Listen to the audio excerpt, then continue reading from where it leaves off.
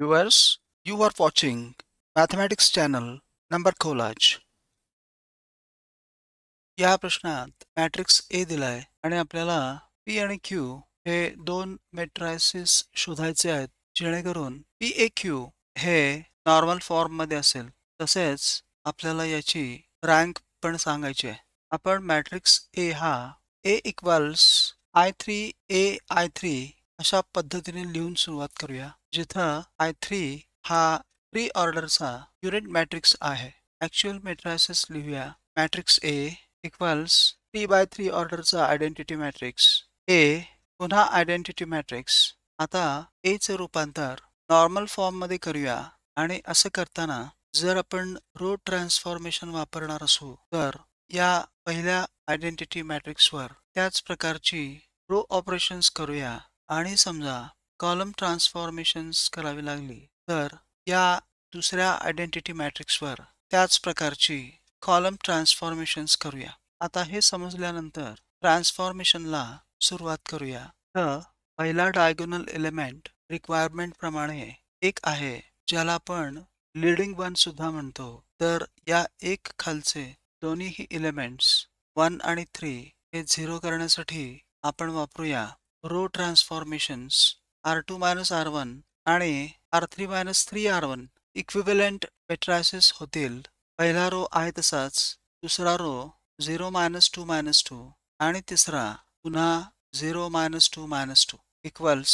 इथं रो ट्रान्सफॉर्मेशन्स वापरल्यामुळे या पहिल्या आयडेंटिटी मॅट्रिक्सवर सेम रो ट्रान्सफॉर्मेशन्स करूया. त्यानंतर तो होईल 1 0 0 -1 1 0 -3 0 1 ए आणि हा दुसरा आयडेंटिटी मॅट्रिक्स आहे तसाच राहील. पुढच्या स्टेपमध्ये आपल्याला लीडिंग वनच्या उजवीकडचे हे दोन 1 0 करावे लागतील. त्यासाठी आपण कॉलम ट्रान्सफॉर्मेशन करूया. C2 - C1 आणि C3 - C1 हा मॅट्रिक्स होईल 1 0 0 0 -2 -2 0 -2 -2 इक्वल्स. हा मॅट्रिक्स आहे तसाच राहील. हे कॉलम ट्रान्सफॉर्मेशन केल्यामुळे सेम कॉलम ट्रान्सफॉर्मेशन्स या मॅट्रिक्सवर करावी लागतील. ती केल्यानंतर मिळेल 1 0 0 -1 1 0 -1 0 1. पुढच्या स्टेपला हा -2 1 करावा लागेल.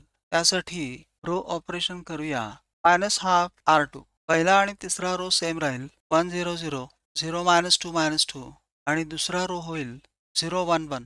रो ऑपरेशन्स केल्याने या पहिल्या मॅट्रिक्सवर सेम रो ऑपरेशन्स करावी लागतील. ती केल्यानंतर पुन्हा पहिला रो 1 0 0 आणि तिसरा रो -3 0 1 आहे तसेच राहतील. बदल होईल फक्त दुसऱ्या रो मध्ये हाफ हाफ 0 ए. रो ट्रान्सफॉर्मेशन केल्यामुळे हा मॅट्रिक्स आहे तसाच राहील. पुढच्या स्टेपला या 1 खालचा हा -2 0 करावा लागेल. त्यासाठी रो ट्रान्सफॉर्मेशन करूया.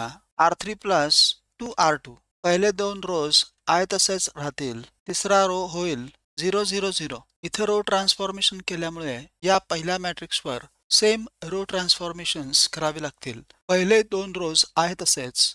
तिसरा रो होईल -2 -1 1 ए. हा मॅट्रिक्स आहे तसाच. आणि शेवटी या लीडिंग वनच्या उजवीकडचा हा 1 0 करावा लागेल. त्यासाठी कॉलम ट्रान्सफॉर्मेशन करूया. C3 - C2. पहिले दोन कॉलम्स आहे तसेच राहतील. तिसरा कॉलम 0 0 0 होईल इक्वल्स. कॉलम ट्रान्सफॉर्मेशन केल्याने हा मॅट्रिक्स आहे तसाच राहील ए.